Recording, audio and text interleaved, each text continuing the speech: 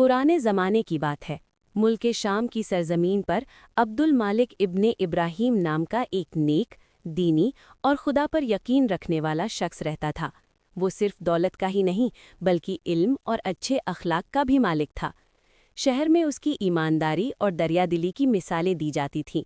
लेकिन वक्त हमेशा एक जैसा नहीं रहता। एक दिन अचानक उसके कारोबार पर ऐसी मार पड़ी कि उसकी मालो दौलत धीरे धीरे खत्म होने लगी।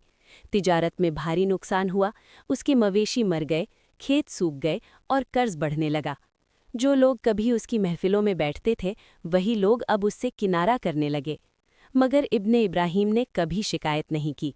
वो हर नमाज के बाद अल्लाह से दुआ करता और कहता, या अल्लाह, अगर ये तेरी तरफ से आजमाइश है तो मुझे सब्र दे। दिन गुजरते गए, हालात और मुश्किल होते गए। एक दिन तो ऐसा भी आया जब उसके घर में खाने तक का इंतजाम न था।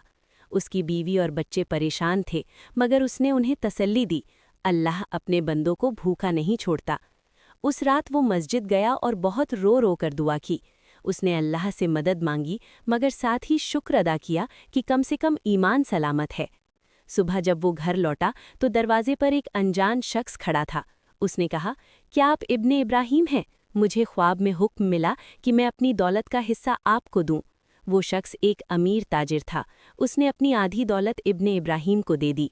धीरे धीरे उसका कारोबार फिर से चल पड़ा, लेकिन इस बार वो पहले से भी ज्यादा गरीबों की मदद करने लगा। किसी ने उससे पूछा, जब आपके पास कुछ नहीं था तब भी आप मुस्कुरा रहे थे, क्यों? उसने जवाब दिया, जब मेरे पास सब कुछ था तब भी वो अल्लाह का था, जब मेरे पास कुछ नहीं था तब भी मैं अल्लाह का था।